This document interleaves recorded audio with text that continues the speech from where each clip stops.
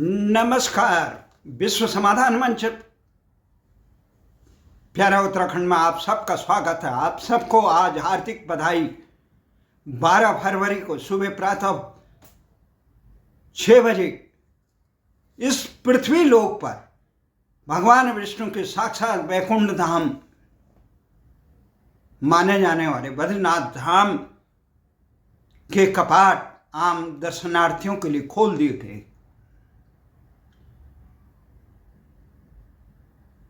और कुछ दिन पहले ही केदारनाथ, यमुनोत्री, गंगोत्री के कपाट भी खुल चुके हैं। इस प्रकार से चारों धामों की कपाट खुल चुके हैं। आज कपाट खुलने के दिन जहां बद्रीनाथ में पूरा बद्रीनाथ मंदिर, जहां भक्तों के जयकारों से गूंज उठा, जय बद्री विशाल की जय, और देश और विश्व प्राणी मात्र के कल्याण के लिए लोग कामनाएं करें। वहीं देश की राजधानी दिल्ली में संसद की चौखट जंतर मंतर संसद भवन से एक फलांग की दूरी पे है। संसद मार्ग के समीप जंतर मंतर, जो राजा जय सिंह ने खगोलीय शोध योजनाओं के लिए बनाया हुआ पार्क था, उसी के समीप जंतर मंतर राष्ट्रीय धरना स्थल है। उस पर हमारे साथी तुलसीराम मौर्य, जो फैजाबाद के निवासी रहे, मूल निवासी रहे उत्तर प्रदेश के, और दिल्ली देहात में रह रहे हैं, वो भी कई वर्षों से निरंतर मई के महीने कपाट खुलने के आसपास भगवान बद्रीनाथ के दर्शन के लिए यहाँ से बस में जाते हैं।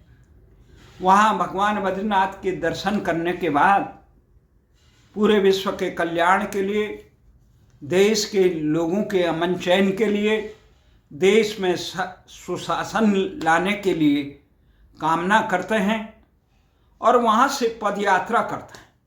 14-15 दिन की वो पद यात्रा होती है और वो महात्मा गांधी जी के समाधि स्थल तक करता है।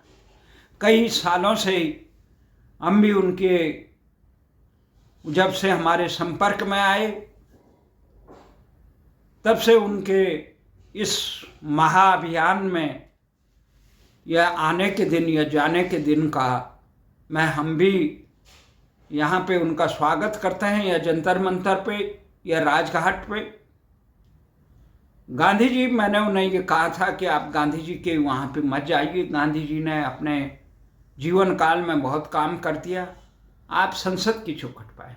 पर उनका विषय है, उनकी आशा है, उनकी धारणा है, लोकतंत्र में हर व्यक्ति को अपनी इच्छाओं को पूरा करने का अधिकार है।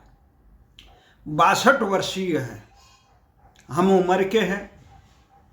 तमाम विपरीत परिस्थितियों से जूझ हुए।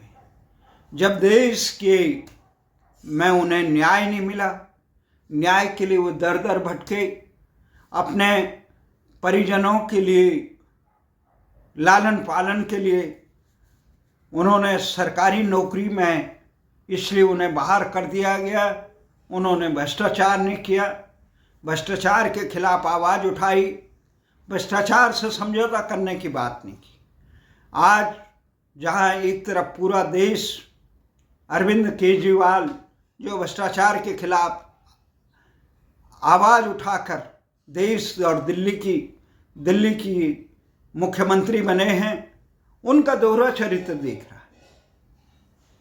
वो कथनी और करनी में, वो भ्रष्टाचार के मामले में देश में सत्तासीन आए थे और जेल गए। जो कहते थे मैं, जिस पे भी भ्रष्टाचार का आरोप लगता है उसको इस्तीफा देना चाहिए, परंतु जब वो आरोपों से आकंठ गिर गए, उसके बावजूद जब वो जेल में डाला गया तो वो इतनी हठ धर्मिता, बहाने पे बहाने, काल नेमी की तरह,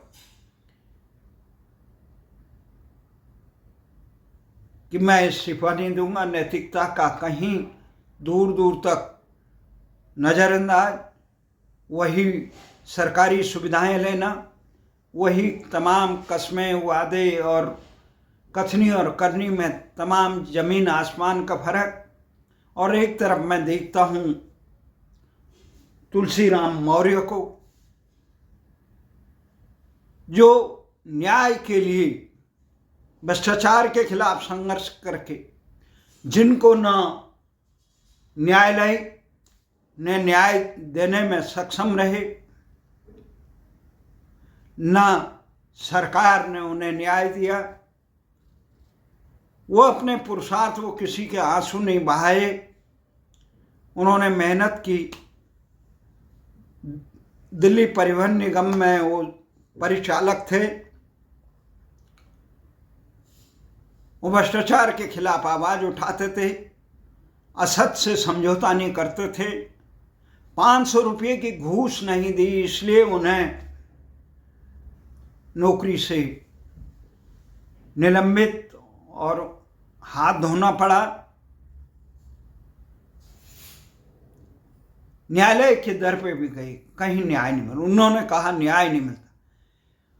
ये तमाम चीजें करने के बाद वो भगवान बद्रीनाथ की शरण में जाते हैं और वो कहते हैं कि न्यायालय गरीबों की समयबद्ध सुने, देश की जनमानस का। जहां देखता हूं न्यायालय बिन मांगे, जहां अरविंद केजरीवाल दिल्ली के मुख्यमंत्री को चुनाव प्रचार के लिए जमानत देता है, वहीं तुलसीराम मौर्य को, जो अन्याय के खिलाफ संघर्ष करते रहे थे, उनके रोजगार छीनने वाले भ्रष्टाचारियों पर, व्यवस्था पर अंकुश लगाने का काम है। फरियाद में कोई सरकार व्यवस्थाएं न सुने, तो उन्होंने तमाम मेहनत की, गाड़ी चलाया, सब्जी बेची, ये रिक्शे चलाए, फैक्ट्रियों में काम किया, अपने 3 बच्चों का लालन पालन किया। आज बड़ा बेटा उनका सरकारी नौकरी में लगा है, बेटियां शादी हो गई है, परिवार खुशहाल है। परंतु जो संघर्ष उन्होंने किया, जो वेदना उनके दिल में है, जो उन्होंने देखा कि न्याय आम आदमी को नहीं मिलता है, वो आरक्षण के भी खिलाफ है। वो कहते हैं जातिगत आरक्षण नहीं, अपितु जिनकी जो वास्तव में गरीब हैं, किसी भी जाति का है, उसको संरक्षण मिलना चाहिए। शिक्षा, चिकित्सा, रोजगार, भारतीय भाषाओं के आंदोलन पे भी वो हमारे साथ सहभागी होते थे। मैंने उनके सहृदयता और वो देखते हुए उनसे मेरा संपर्क हुआ और एक परिवार के अंग की तरह तुलसीराम मौर्य जी बन गए। उनकी ये समर्पण भावना, मैंने उनसे पूछा आप बद्रीनाथ ही क्यों जाते हैं? वो कहते हैं भगवान विष्णु का में मेरी गहरी आस्था है। जिस प्रकार से प्रहलाद कहते थे जले विष्णु थले विष्णु विष्णु पर्वत मस्तके ज्वाला माला कुले विष्णु विष्णु पर्वत, विष्णु सर्वमयम जगत, भगवान विष्णु का साक्षात धाम है, जहां नर नारायण ने तपस्या की, जहां ऋषि मुनियों ने इस प्रकृति के कल्याण के लिए, पृथ्वी में जड़ चेतन के कल्याण के लिए बात की, जहां जो शक्ति मिलती है हमारे मित्र और भारतीय संस्कृति के आध्यात्म के ध्वजवाहक हैं श्याम सिंह रावत जी। उन्होंने अपनी सरकारी नौकरी भी ये आध्यात्म के सतपथ के अनुगामी होने के लिए छोड़ दिया था। वो कहते हैं बद्रीनाथ में मुझे इतना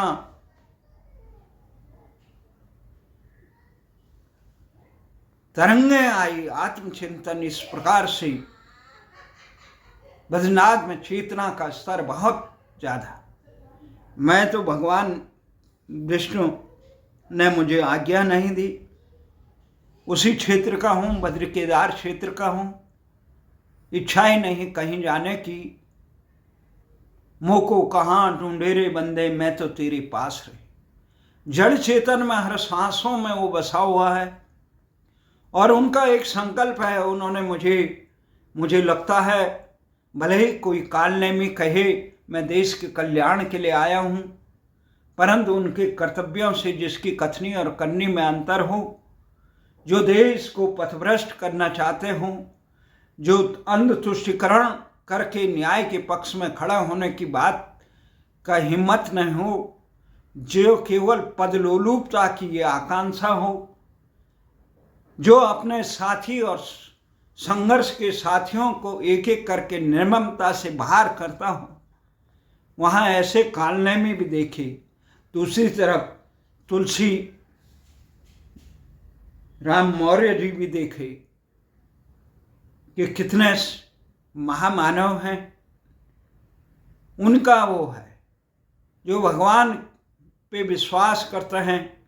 वो कहते हैं, मैंने उनसे पूछा, रास्ते में आप पदयात्रा करते हैं, ये एक बैनर लगा रखा है आपने, उसका भार ले जाते हैं, इतनी कठिन तपस्या करते हो, और वो भी जो भारतीय संस्कृति, सर्वे भवन्तु सुखिनो सर्वे सन्तु निरामया सर्वभद्राणि पश्यन्तु माँ कश्चित् दुःखभाग्। सबके कल्याण की कामना। उन्होंने ये नहीं कहा मेरा कल्याण हो, मुझे अब नौकरी मिले या मुझे जो बकाया मिले, सरकार मेरा, वो नहीं।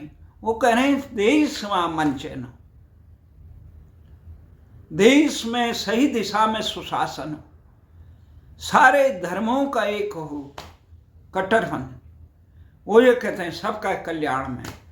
जयशंकर प्रसाद जी ने कहा, औरों को हंसते देखो मनो हंसो और सुख पाओ, अपने सुख को विकसित कर लो, सभी को सुखी बनाओ।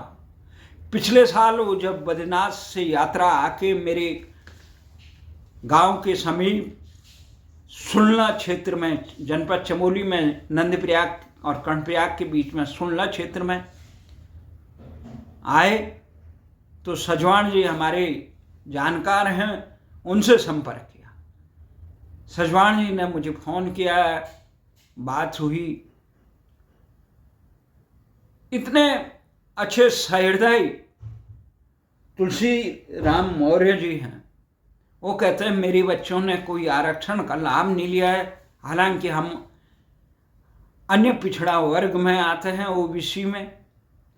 वो जानते हैं अंग्रेजों ने भारत को जातिवाद के इतने कृत्रिम, अन्य पिछड़ी जातियां कुछ नहीं होती हैं, अनुसूचित जाति और जनजाति, ये सब अंग्रेजों ने वर्गीकरण किया। उससे पहले देश काल के अनुसार कोई ब्राह्मण बन गया, कोई ठाकुर बन गया। एक नूर से सब जग उपजा, कौन भले कौन मंदे, नानक जी ने कहा। ये तमाम चीजें हैं। आज मैं इसीलिए कुरुक्षेत्र में हूं, लोकशाही के कुरुक्षेत्र में हूं। अन्याय के खिलाफ आवाज उठाना जो भगवान कृष्ण ने कहा था, जो भारतीय संस्कृति का संदेश है, परित्राणाय साधूनां विनाशाय च दुष्कृतां धर्म संस्थापनार्थाय संभवामि युगे युगे। उस परम परमेश्वर को जले विष्णु थले विष्णु विष्णु पर्वत मस्तके ज्वाला माला कुले विष्णु विष्णु सर्वमयं जगत शंख चक्रम सक्रीट कुंडलम सपीत वस्त्रम सरसीरुहेक्षणम सहारवक्षम स्थलकोश नमामि विष्णुम सरिसा चतुर्भुजम। जहाँ साक्षात बद्रीनाथ पंचायत बैठती है, उन प्रभु ब्रह्म को मैं नमन करता हूँ और इस प्राणियों के कल्याण हो। एक आपके भक्त आपके श्री चरणों में आते हैं।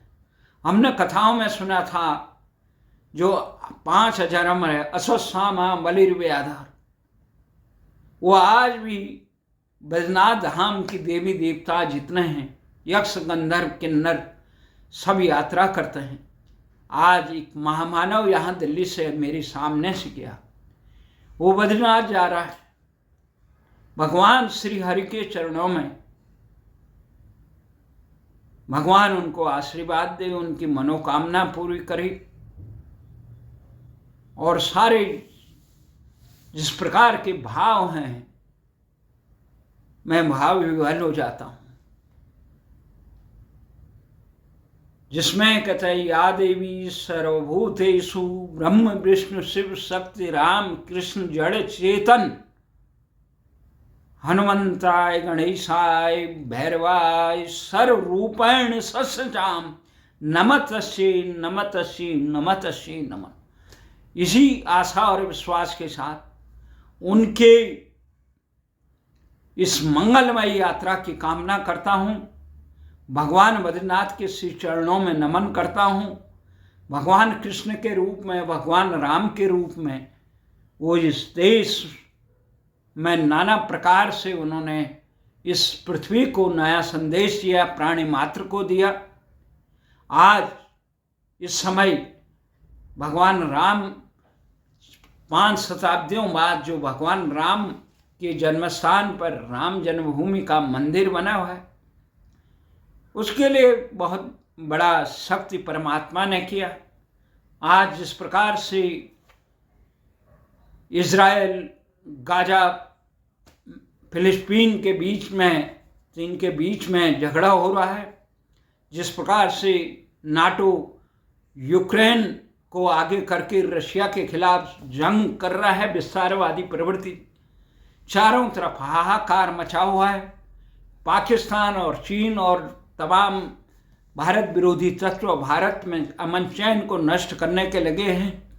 भारत के विरोधी तत्व भारत में राजनीतिक पार्टियां सत्ता लुलूपता के लिए यहाँ इस देश को जाति धर्म और क्षेत्र और संप्रदाय के ज्वाला में धकेल कर अपने निहित स्वार्थों की पूर्ति करें। भगवान विष्णु इन सभी दुराग्रहियों का, जनद्रोहियों का समन करे और प्राणी मात्र को कल्याण करे, सबके हित में कल्याण करे। और इन्हीं आशा के साथ उनके साथ आज तुलसीराम मौर्य के साथ जो मैंने उनका साक्षात्कार लिया राष्ट्रीय धरनास्थल पे, जिस प्रकार से लोग बड़े तमाम व्यवस्थाएं अपने दर पे फरियाद सुनती थी, निरंकुश व्यवस्थाएं भी, परंतु वर्तमान में सरकारें इतनी निरंकुश हैं जिसका भुक्तभोगी हम रहे लंबे समय तक। भारतीय भाषा आंदोलन के रूप में हो या उत्तराखंड आंदोलन में, न्यायपालिकाएं, देश की न्यायपालिका जो न्याय करने का दम भरती हैं, वह आम आदमियों के लिए कहाँ न्याय देती हैं।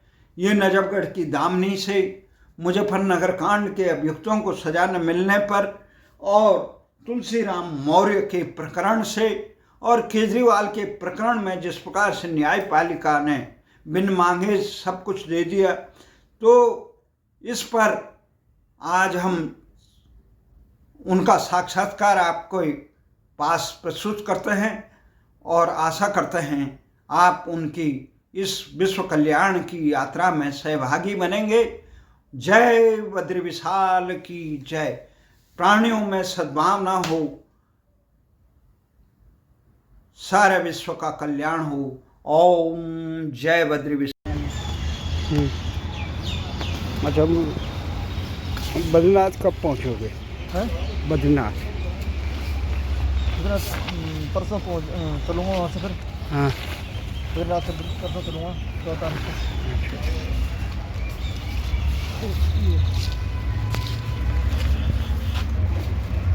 उसके बीच में खड़े हो जाओ।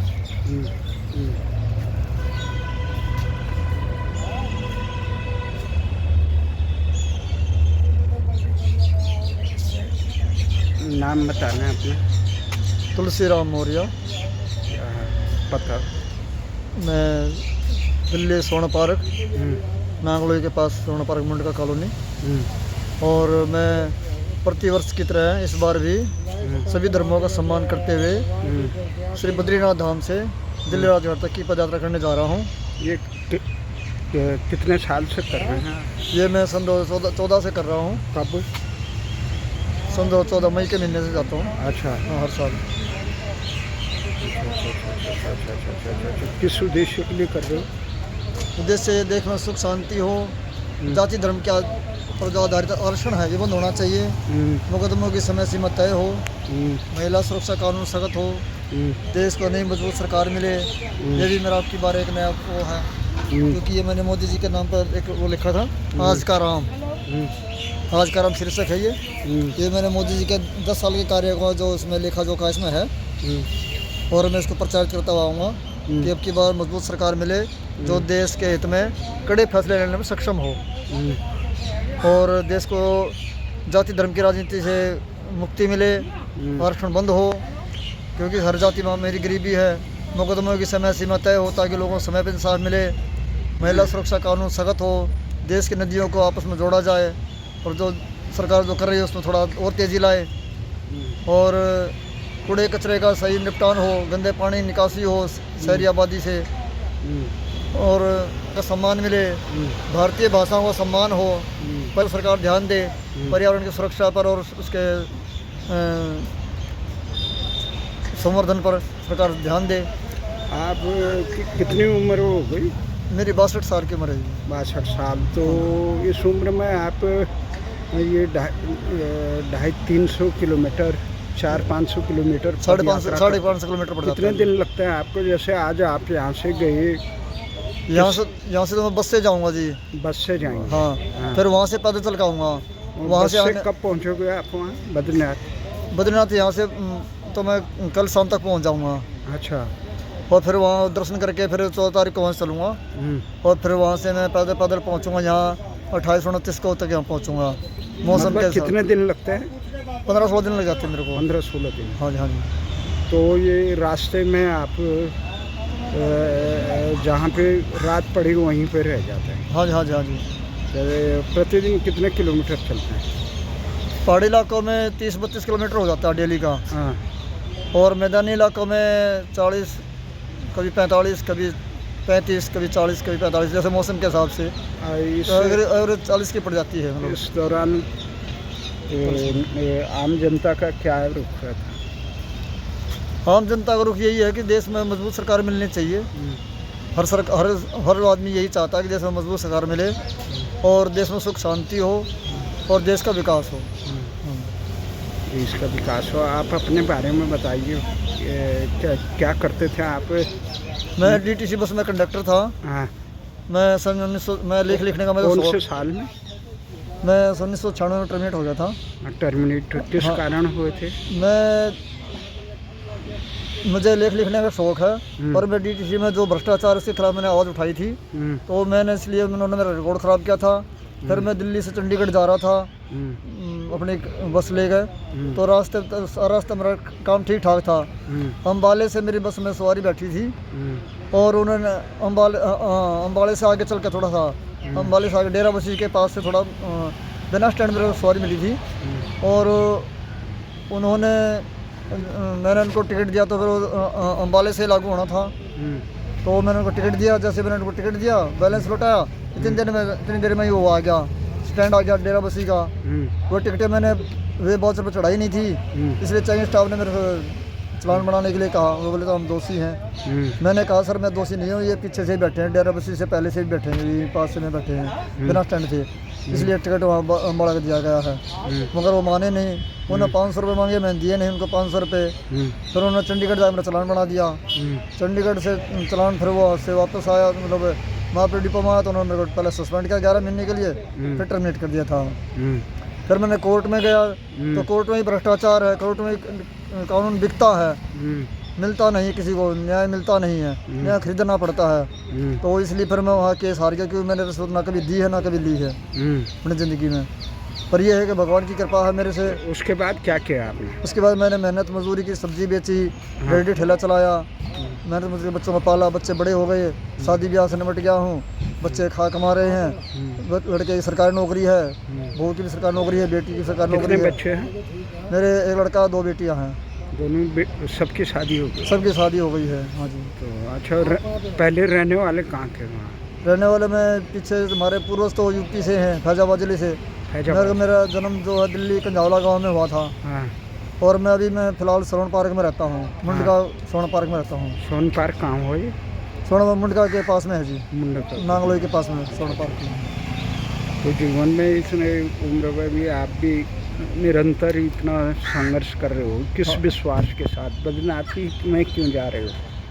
मेरी भगवान विष्णु में आस्था है, और जब जब धर्म की हानि होती है तब भगवान किसी न किसी रूप में अवतार लेते हैं। तो इसलिए मैं सभी धर्मों का सम्मान करता हूँ, क्योंकि मैं जितने भी धर्म हैं, पूरे वर्ल्ड में जितने भी धर्म हैं, उन सब को मैं भगवान का ही धर्म मानता हूँ, क्योंकि वो भगवान विष्णु के ही द्वारा चलाए गए हैं। तो इसीलिए मैंने, देखो आप देख रहे हो इसमें बैनर में, इसमें ऊपर श्री गुरु नानक देव जी हैं, और इधर ये महात्मा बुद्ध हैं, और महावीर स्वामी जी हैं, और संत कबीरदास जी हैं, और मक्का मदीना भी इसमें है, और इसमें ईसा मसीह जी भी हैं। तो मैं सभी धर्मों का सम्मान करते हुए सभी को सुख शांति की प्रार्थना करते हुए चलता हूँ। सबको सुख शांति मिले, कोई दंगा फसाद ना हो। परिवार वाले नाराज नहीं होते? नहीं, परिवार वाले को मेरी सुरक्षा की चिंता तो रहती है, मना करते हैं कि बस से जाओ, बस से आ जाओ। मगर मेरा एक ध्येय है कि मेरे साथ जो अन्याय हुआ वो किसी और के साथ ना हो। मुकदमे की समय सीमा तय होनी चाहिए। मेरा कहना ये है। आरक्षण के बारे में, और आरक्षण में देखो जी, मैं ये कहना चाहता हूँ कि हालांकि मैं भी ओबीसी में आता हूँ, मैं मौर्या हूँ, मौर्या सैनिक कुशवाहा की कैटेगरी में आते हैं, ओबीसी में आते हैं। मगर मैंने आज तक ना तो कभी आरक्षण का लाभ लिया है और ना मेरे बच्चों ने लिया है। और मैं आरक्षण के बिल्कुल खिलाफ हूँ, क्योंकि हर जाति में अमीरी गरीबी है, चाहे वो किसी जाति में हो। सारे ठाकुर अमीर नहीं होते, सारे क्षत्रिय अमीर नहीं होते, सारे जाट अमीर नहीं है, और सारे बढ़िया अमीर नहीं है, और सारे जो दलित कहते हैं अपने आप को, वो भी हेलीकॉप्टर में घूमते हैं, तो ऐसे वे गरीब भी नहीं है। तो अमीरी गरीबी, अच्छे बुरे लोग सब जगह हैं। रास्ते में लोग किस ढंग से सहयोग करते हैं या क्या प्रतिक्रिया रहती है लोगों में? देखो जी, सब तरह के आदमी होते हैं, अच्छे बुरे भी हैं, बुरे भी हैं। कुछ लोग स्वागत करते हैं, कुछ मजाक भी उड़ाते हैं, कुछ बहस भी करते हैं, कुछ झगड़ा भी करते हैं, और कुछ चोर चुक्के भी मिलते हैं। पर ज़्यादातर तो मेरे को उत्तराखंड में अच्छे आदमी मिले हैं, ऐसी बात नहीं है। उत्तराखंड की पुलिस को भी मैं धन्यवाद करना चाहता हूँ। उत्तराखंड की पुलिस भी मेरे को सहयोग करती है, जगह जगह मेरे को सहयोग करती है, हर जगह भी। चलो, और वहाँ अच्छे लोग हैं वहाँ पर भी। बहुत धन्यवाद आपका। आप इस यात्रा में जाएं, हमारी शुभकामनाएं।